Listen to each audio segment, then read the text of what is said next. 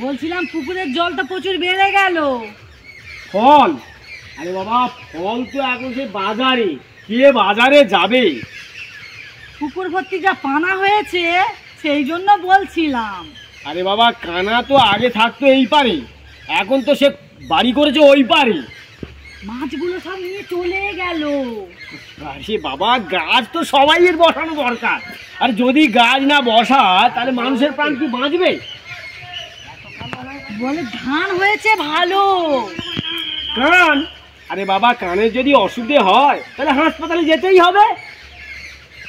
বলছিলাম সজনা গাছটা পড়ে গেল। আরে ও তো ঝরে গেছে।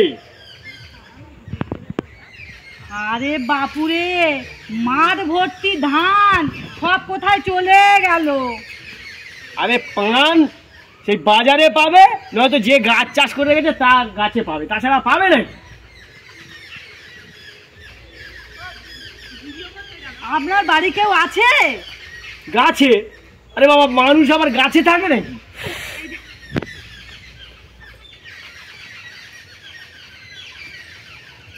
আসলে কথা সেটা নয়, আমি অ্যাকচুয়ালি বলতে এসেছিলাম যে আপনাদের বাড়ি আমি যাব একদিন।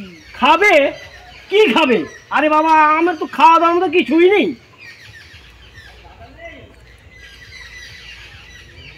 আচ্ছা সে পরে একদিন যাবো, এখন আজকের আর যাবো না, আজকের নয়। অদ্য কালা বলি আর উত্তর দেয় আর কালা কালা কিচ্ছু শোনে না। আগে কিছু বললেন কি? আপনাদের বাড়ি যাবো বলে ভেবেছিলাম, তা আজ নয়।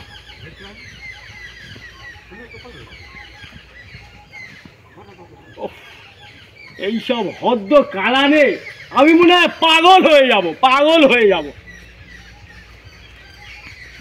আমি বলছিলাম ওনাদের বাড়ি যাবো বলেছি বলে কত কথা বলতেছে, তা আমি কিছুই বুঝলাম না। No, no, no, no.